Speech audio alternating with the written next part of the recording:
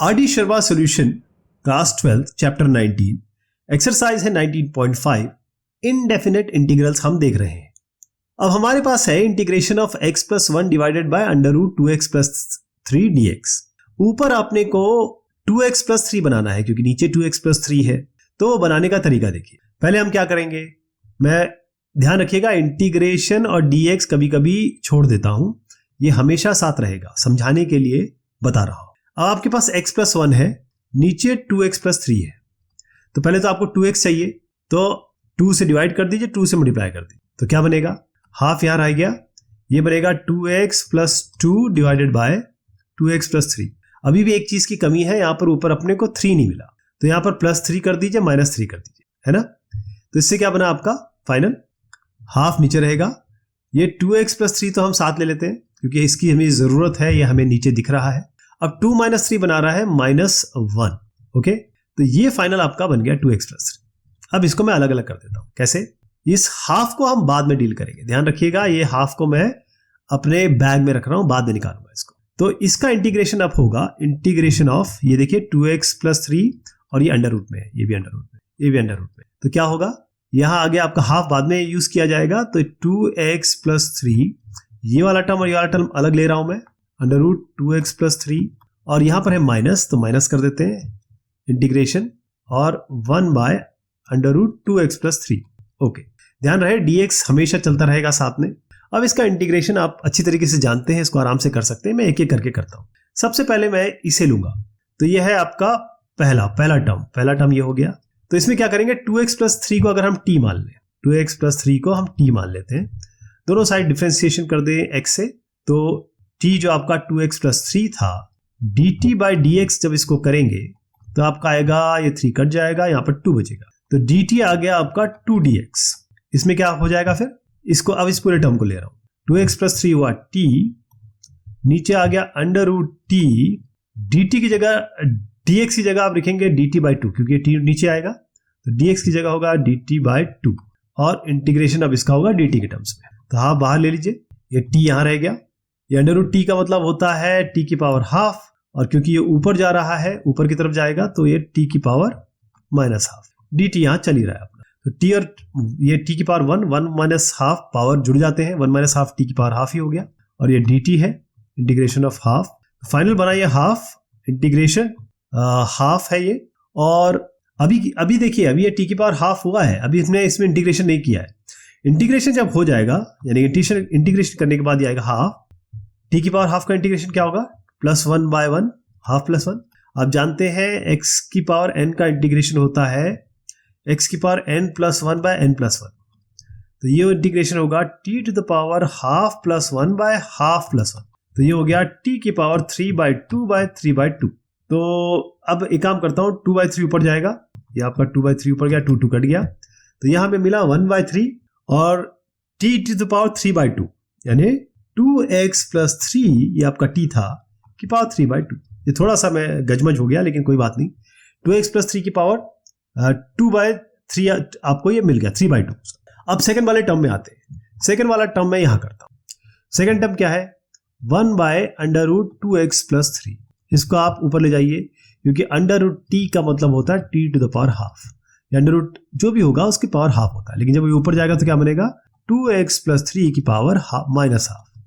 अब इसका इंटीग्रेशन कर देते हैं, इसका इंटीग्रेशन क्या होगा, 2x प्लस 3 की power minus half plus 1 divided by minus half plus 1। लेकिन अभी रुकेंगे नहीं, बताता हूं क्या होगा, 2x प्लस 3, अब देखिए 1 माइनस हाफ हाफ हो गया, नीचे 1 माइनस हाफ हाफ हो गया, जो ऊपर 2 जाएगा, लेकिन इस 2x प्लस 3 का डिफरेंशिएशन भी होगा। 2x प्लस 3 का डिफरेंशिएशन क्या होगा, 2, जो कि नीचे डिवाइड करते हैं हम हमेशा, इसका डिफरेंशिएशन करके 2 नीचे डिवाइड करते हैं, तो इससे क्या होगा, ये दोनों कैंसिल हो गया। आपका यहां पर फाइनल क्या बना, माइनस 2x प्लस 3 की पावर हाफ, ठीक है जी। तो ये इंटीग्रेशन साइन हटा दीजिए, क्योंकि इंटीग्रेशन करके लिखा था मैंने, तो 2x प्लस 3 की power 3 by 2 minus 2x plus 3 की पावर हाफ। यहां तक कोई दिक्कत नहीं है, प्लस कांस्टेंट ऑफ इंटीग्रेशन लगाना पड़ेगा, लेकिन एक चीज इसमें रह गई, ये फाइनल आंसर आ चुका है आपका, एक छोटी सी चीज बच गई, वो थी ये हाफ। मैंने कहा था हाफ को लास्ट में यूज करेंगे, क्योंकि बाद में बार बार हाफ लिखते हैं तो कहीं ना कहीं कंफ्यूजन हो जाता है। तो इसका मतलब क्या है, हाफ अब लगा दीजिए, हाफ सबसे मल्टीप्लाई हो रहा है तो हाफ इससे ही मल्टीप्लाई होगा, हाफ सी से मल्टीप्लाई होगा, सी ऑलरेडी कांस्टेंट है तो ये एक ही बात रहेगी। तो फाइनल आंसर आपका यहां से लेकर यहां बन गया। ठीक है जी। तो जो मैंने आपको एक एक स्टेप करके बताया है वो सामने आपके है, इस तरीके से आप साफ सुथरा क्लीन करेंगे। मैं समझाने के लिए बताता हूं आपको। अगला क्वेश्चन है इंटीग्रेशन ऑफ x प्लस 2 अंदर है, तो कोशिश करेंगे कि किसी तरीके से अंडर रूट वाला जो टर्म है इसको छोटा कर दे, तो बड़ा आसान हो जाता है। कैसे, देखिए हम मान के चलते हैं कि भाई हमारा जो ये x प्लस 2 है, इस x प्लस 2 को आप t मान लीजिए, यानी आपने t को x प्लस 2 माना है। अब दोनों साइड को डिफरेंशिएट कर दीजिए x के टर्म्स में, dt बाई डी एक्स, बराबर इसका डिफरेंशिएशन होगा तो क्या होगा, ये तो 0 हो जाएगा, dx का 1 ही हो जाएगा, यानी अपने पास dt बराबर dx हो गया। अब जो आपने माना है उसके हिसाब से इसको परिवर्तित कर दीजिए। कैसे परिवर्तित करेंगे, ये इंटीग्रेशन है, x क्या माना था आपने, x प्लस 2 t था, तो इससे क्या निकलेगा, x प्लस 2 अगर t माना है तो x क्या बनेगा, t माइनस 2, तो x की जगह आप लिखेंगे t माइनस 2, यहां तक कोई दिक्कत नहीं। अंडर रूट x प्लस 2 को आपने माना था t, तो अंडर रूट t हो गया। अब यहां था dx, अब आपने देखिए dx क्या निकल के आया, dt, तो यहां पर लिख दीजिए dt। कितना आसान हो गया ये, है ना। अब इनको पावर दे दीजिए, कहने का मतलब यहां पर इंटीग्रेशन चल रहा है, ये t है माइनस 2, इसको आप लिख दीजिए t to the power half, क्योंकि रूट का मतलब t की पावर हाफ होता है, और इसको अंदर मल्टीप्लाई करके अलग अलग कर दीजिए। पहले इसको लेंगे तो इंटीग्रेशन ये t की पावर 1 है और ये से मल्टीप्लाई होगा तो t to the power half, 1 plus half होता है 3/2, तो आपके पास आया t की पावर 3/2 dt माइनस, अब इसको 2 को t के साथ मल्टीप्लाई करिए t की पावर हाफ से, तो 2 मैं बाहर ले लेता हूं, इंटीग्रेशन आसान हो जाएगा और t to the power half आपका अंदर रह जाएगा। देखिए कितना आसान हो गया आप इसको करना। तो अब इंटीग्रेशन क्या होता है, देखिए बार बार मैं आपको बताता हूं, x की पावर n का इंटीग्रेशन सिंपली होता है x की power n plus 1 by n plus 1 plus constant of integration, तो ये क्या बनेगा, t to the power 3/2 plus 1 divided by 3/2 plus 1। अब हाँ इंटीग्रेशन हो चुका है तो इंटीग्रेशन साइन हटा देंगे, ये 2 है, ये होगा t to the power half plus 1 by half plus 1 और कांस्टेंट ऑफ इंटीग्रेशन लगा देंगे। t टू द पावर 3/2 में एक जोड़िए जरा, अरे 3/2 में एक जोड़ेंगे तो क्या बनेगा, 5/2, t की पावर 5/2, तो t टू द पावर 5/2 हो गया आपका। अब ये नीचे वाला भी 5/2 बनेगा और 1/5/2 का मतलब क्या है, 2/5, तो ये 2 ऊपर जाएगा 5 नीचे रहेगा, यहां तक ठीक, माइनस 2, ये t की पावर हाफ, यानी t टू द पावर हो गया, ये हाफ हो गया, 1 प्लस हाफ हो गया 3/2, नीचे भी 3/2 आएगा और 1/3/2 क्या बनेगा, ये 2/3 बनेगा, इसको यहां लिख देते हैं, यहां तो कोई दिक्कत नहीं है। कांस्टेंट ऑफ इंटीग्रेशन चल रहा है। अब देखिए आपने t क्या माना था, x प्लस 2, अब जहां जहां t है वहां x प्लस 2 लिख दीजिए, क्योंकि t आपने इंट्रोड्यूस किया था, किसी ने आपको नहीं बताया था, आपने खुद इंट्रोड्यूस किया है, तो इसको हटाना भी आपकी जिम्मेदारी बन जाती है। t है x प्लस 2, तो यहां पर x प्लस 2 लिख देते हैं, उसकी पावर 5/2, उसके आगे आपको 2/5 मिल रहा है, माइनस 2 टू 4, 4/3 हो गया, ये t की जगह हम x प्लस 2 रिप्रेजेंट करेंगे और ऊपर पावर 3/2, कांस्टेंट ऑफ इंटीग्रेशन चल रहा है, यहां से लेकर यहां तक यही आपका उत्तर है। तो जो मैंने आपको बताया वो बिल्कुल इस क्लीन तरीके से आपको लिखना है, तभी आपको बढ़िया मार्क्स मिलेंगे। नेक्स्ट क्वेश्चन है x माइनस 1 और under root x plus 4 denominator में है। तो देखिए नीचे वाला जो अंडर रूट, देखिए इसमें होता क्या है, इसका ट्रिक ये है कि आप जब भी इस तरीके के क्वेश्चन देखें, ये नीचे वाला अगर आप अंडर रूट के अंदर जो कंटेंट है ना, जो भी हो, अगर ये एक टर्म में आ जाए, जैसे अंडर रूट t कर दिया, तो आपने देखा पिछले क्वेश्चन में कितनी आसानी हुई थी हमें, वही यहीं पे हम वही ट्रिक लगाएंगे। कैसे, सबसे पहले देखिए आपको वो सब लेट, पुटिंग दिस, ये सब आपको खुद लिखना है, मैं आपको दिखाऊंगा अभी कैसे लिखना है, लेकिन उससे पहले मैं आपको इसका तकनीक बता दूं ताकि आपको बिल्कुल दिमाग में बैठ जाए, क्योंकि putting difference both sides, now integral becomes, ये सब तो आप लिख ही लेंगे, मुझे पूरा यकीन है। तो करते क्या है, इस x प्लस 4 को ही उठा के t लिख देते हैं, हम मानते हैं इसी को हमने मान लिया, ठीक। तो x क्या हो गया यहाँ पर, t माइनस 4। अब जब हमने ये माना x बराबर t बराबर x प्लस 4 माना, तो यहाँ पर क्या है, dt बाई dx अगर हम करते हैं तो ये तो 0 हो जाएगा, dx 1 ही हो जाएगा, तो dt बराबर dx आ गया। तो अगर हम dt या dx दोनों, dx की जगह dt रख दें तो हमें कोई नंबर्स का भी ज्यादा कॉम्प्लिकेशन नहीं मिल रहा है। तो अब देखिए इसके हिसाब से इसको तब्दील किया जाए, इंटीग्रेशन x माइनस 1, x क्या है, x क्या लिया आपने, t माइनस 4, तो x t माइनस 4 है, साथ में -1 भी है, तो -1 कर दीजिए, तो ऊपर आएगा t माइनस 5, नीचे आइए, ये under root x plus 4, x plus 4 आपने t माना था तो ये अंडर रूट t हो गया। dx है यहाँ पर, तो dx की जगह dt रिप्लेस कर देते हैं। अब इनको अलग अलग कर लेते हैं, ये सब इंटीग्रेशन चल रहा है। अब इसको अलग अलग कर देते हैं, इंटीग्रेशन करेंगे, ये t by under root t अलग कर दीजिए, ये सब dt साथ में चल रहा है, 5 बाय अंडर रूट टी अलग कर लीजिए। अब t by under root t की पावर 1 है, ये अंडर रूट टी हो गया आपका t to the power half, ये t की पावर 1 चल रहा है, t की पावर हाफ ऊपर गया तो t की पावर माइनस हाफ हो गया, 1 माइनस हाफ हो गया हाफ, तो t की पावर हाफ हो गया। बेसिकली आप t की पावर हाफ को इंटीग्रेट करेंगे।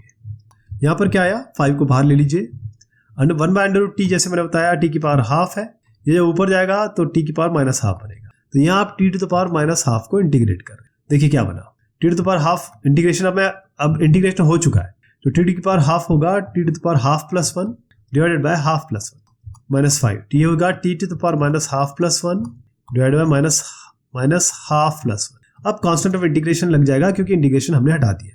तो ये क्या बना, t टू द पावर 3/2, अभी पिछले क्वेश्चन में देखा, नीचे 3/2 है तो ऊपर वो 2/3 बनेगा, यहाँ जाके माइनस 5, t की पावर 1 माइनस हाफ तो हाफ ही होता है, तो t की पावर हाफ हो गया, ये नीचे भी हाफ बनेगा तो ये ऊपर जाएगा। तो फाइनली क्या बना, 2/3, t आपने x प्लस 4 लिया था तो अब यहाँ रिप्लेस कर दीजिए, x plus 4 to the power 3/2 minus 5 to the 10 हो गया, ये t की पावर हाफ है यानी x प्लस 4 की पावर हाफ हो गया ये, और प्लस कॉन्स्टेंट ऑफ इंटीग्रेशन।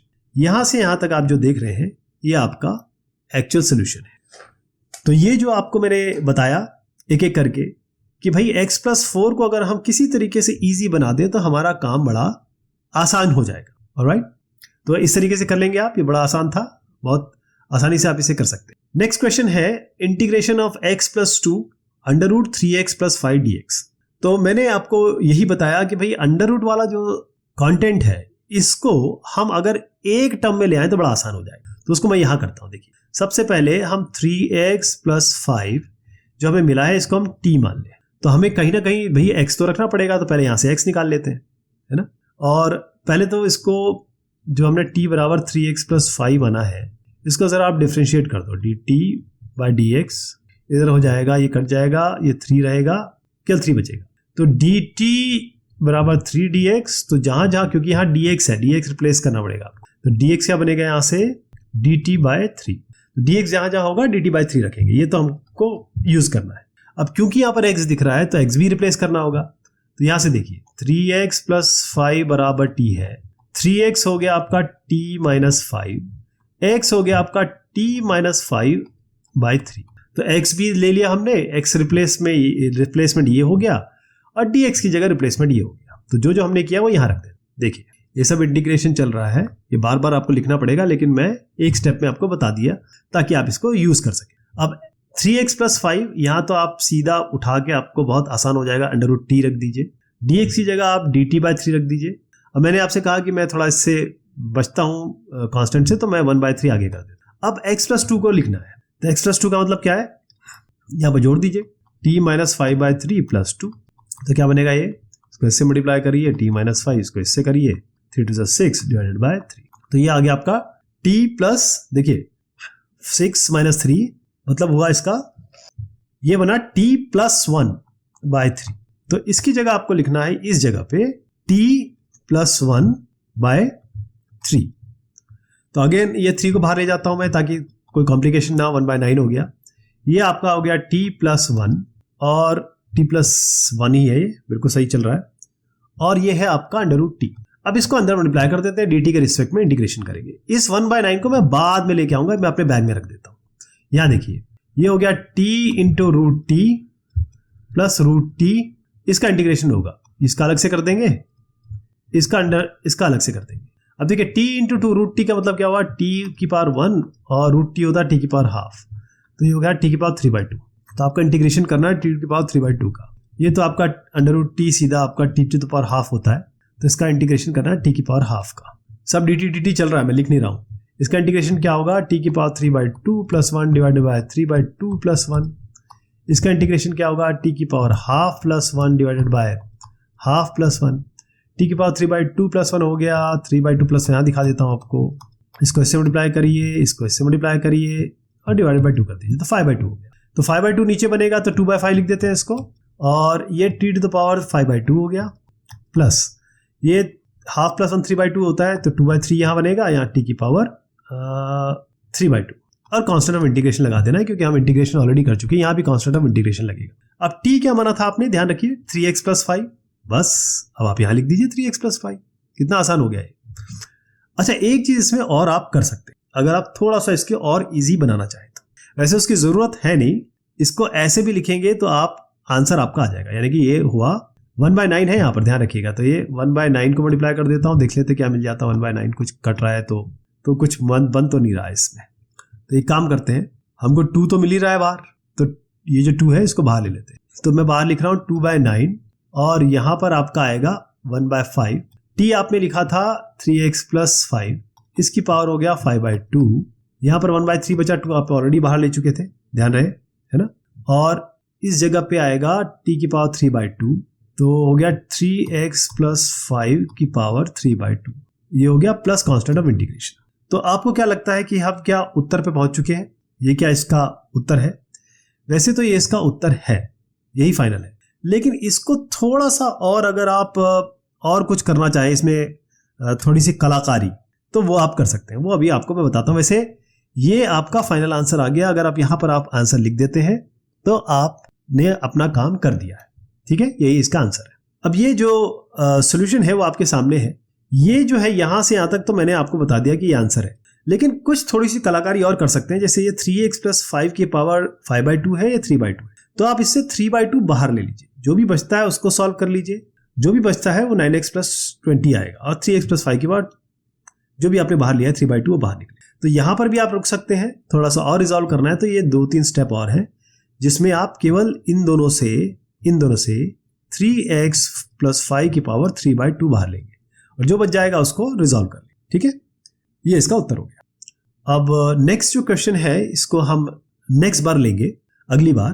तो इसके जो आगे क्वेश्चन आने हैं उसमें 2-3 काफी तगड़े क्वेश्चन हैं, तो स्टे ट्यून्ड, इंतजार करिएगा।